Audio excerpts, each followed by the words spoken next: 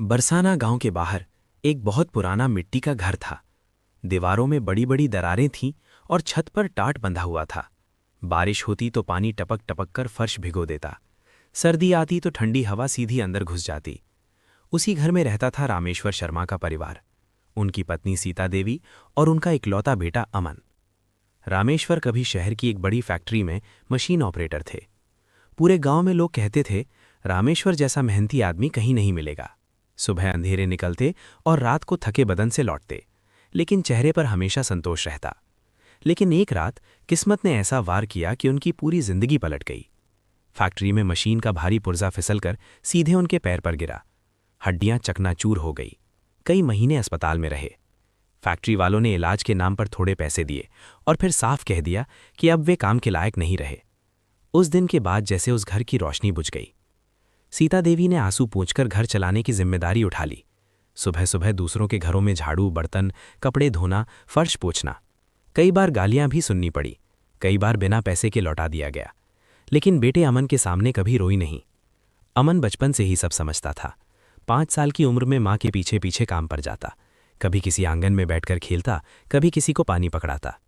एक दिन किसी अमीर औरत ने सीता देवी से कहा, अपने लड़के को यहां मत लाया कर, गंदा कर देता है। सीता देवी का सिर झुक गया। अमन चुपचाप बाहर आ गया। उसी रात उसने माँ से कहा, माँ, मैं बड़ा होकर इतना पैसा कमाऊंगा कि कोई हमें कभी नीचा नहीं दिखाएगा। सीता देवी ने बेटे को सीने से लगा लिया और फूट फूट कर रो पड़ी। स्कूल में अमन बहुत होशियार था, लेकिन उसके पास कॉपी किताबें नहीं होती थीं। पुराने कागजों के पीछे लिखकर पढ़ाई करता। कई बार नंगे पैर स्कूल जाता क्योंकि जूते फट जाते थे। एक दिन मास्टर जी ने बच्चों में नई किताबें बांटी। अमन चुपचाप बैठा रहा। मास्टर जी ने पूछा, अमन, तू किताब क्यों नहीं ले रहा? अमन बोला, सर, मेरे पास पैसे नहीं हैं। मास्टर जी की आंखें भर आईं। उसी दिन उन्होंने अपनी जेब से पैसे निकालकर अमन को किताबें दिलवाईं और कहा, बेटा, तू एक दिन बहुत बड़ा आदमी बनेगा। यही बातें अमन के दिल में हमेशा के लिए बस गईं। जब रामेश्वर की नौकरी गई और घर की हालत और बिगड़ गई, तब अमन ने कई बार मजदूरी भी की। कभी खेतों में काम किया, कभी ईंट उठाई, लेकिन पढ़ाई नहीं छोड़ी। 10वीं के बाद मजबूरी में उसे गांव छोड़कर शहर जाना पड़ा। बस में बैठते समय माँ ने उसके माथे पर हाथ रखकर कहा, बेटा, ईमानदारी कभी मत छोड़ना, चाहे जिंदगी कुछ भी करवा ले। अमन की आंखों से आंसू गिर पड़े, लेकिन उसने खुद को संभाल लिया। शहर उसके लिए बहुत बड़ा और डरावना था। शुरू के कई दिन उसे कोई काम नहीं मिला। कई रातें उसने स्टेशन के बाहर भूखे पेट बिताई। एक रात तेज बारिश में वो एक बंद दुकान के नीचे कांपता रहा और आसमान की तरफ देखकर बोला, भगवान, अगर मुझे मौका मिला तो मैं अपनी माँ को कभी रोने नहीं दूंगा। आखिरकार एक छोटे होटल में उसे बर्तन धोने की नौकरी मिल गई। सुबह से रात तक प्लेटें, कड़ाही, फर्श, टेबल, हाथ छिल जाते, उंगलियां जल जाती, लेकिन वो कभी शिकायत नहीं करता। रात को काम खत्म होने के बाद सड़क की लाइट के नीचे बैठकर किताबें पढ़ता। लोग उसे पागल समझते, लेकिन वही किताबें उसकी किस्मत लिख रही थीं। उसी होटल में काम करती थी एक लड़की, पायल। गरीब परिवार की, लेकिन दिल की बहुत साफ और सपनों से भरी। वो नर्स बनना चाहती थी। धीरे धीरे दोनों की दोस्ती हुई और फिर प्यार। अक्सर दोनों सीढ़ियों पर बैठकर सपनों की बातें करते। पायल हंसकर कहती, जब तू बड़ा अफसर बनेगा तब मुझे भूल तो नहीं जाएगा? अमन मुस्कुराकर कहता, अगर तुझे भूल गया तो समझ लेना मैं अमन नहीं रहा। एक शाम होटल के बाहर एक चमचमाती काली गाड़ी आकर रुकी। अंदर से उतरे एक थके हुए परेशान आदमी, राजीव मल्होत्रा।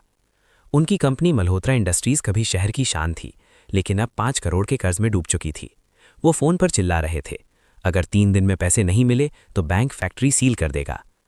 उसी रात सफाई करते हुए अमन को कुछ फाइलें मिली। उसने पढ़ना शुरू किया और समझ गया कि कंपनी गलत फैसलों और दलालों की वजह से डूब रही है। अगले दिन उसने हिम्मत करके राजीव से कहा, साहब, आपकी कंपनी बच सकती है। सब हंस पड़े, लेकिन राजीव ने उसकी बात सुनी और उसे कंपनी में बुला लिया।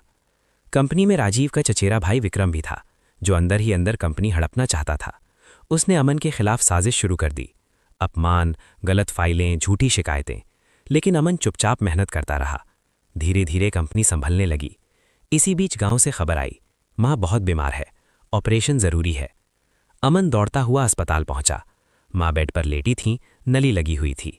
डॉक्टर ने कहा, ऑपरेशन मुश्किल है, खर्च बहुत होगा। अमन बाहर बेंच पर बैठकर रो पड़ा। उसने पायल को फोन किया, लेकिन वो विक्रम के झूठ में फंस चुकी थी और कॉल नहीं उठाया। तभी राजीव मल्होत्रा अस्पताल पहुंचे और बोले, पैसे की चिंता मत कर बेटा, आज से ये मेरी भी माँ है। 3 घंटे बाद डॉक्टर बोले, ऑपरेशन सफल रहा।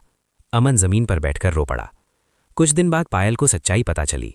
वो रोती हुई अस्पताल पहुंची, अमन के पैरों में बैठ गई और बोली, मुझे माफ कर दो, मैंने तुम पर शक किया। मां ने कमजोर आवाज में कहा, बेटा इसे माफ कर दे। अमन ने पायल का हाथ पकड़ लिया। उधर विक्रम ने आखिरी चाल चली। बैंक में झूठे कागज देकर कंपनी पर घोटाले का इल्जाम लगवा दिया। फैक्ट्री सील हो गई। अमन ने रात दिन सबूत जुटाए, कोर्ट में सारा सच खोल दिया। विक्रम गिरफ्तार हुआ, कंपनी बच गई। कुछ महीनों में कंपनी फिर से 5 करोड़ के टर्नओवर पर पहुंच गई। अमन ने MBA किया और डायरेक्टर बन गया। मां ठीक हो गई। पायल नर्स बन गई। शादी हुई। कुछ साल बाद अमन ने वही होटल खरीद लिया जहां वो कभी बर्तन धोता था। जिस घर की छत से कभी पानी टपकता था, आज वहां बड़ा सा मकान था। दरवाजे पर लिखा था, अमन निवास। जो हालात से लड़ता है वही एक दिन अपनी किस्मत खुद लिखता है। अगर आपको ये कहानी और वीडियो अच्छी लगी हो तो वीडियो को लाइक करें, अपने दोस्तों के साथ शेयर करें और ऐसी ही प्रेरणादायक कहानियों के लिए हमारे चैनल को जरूर सब्सक्राइब करें।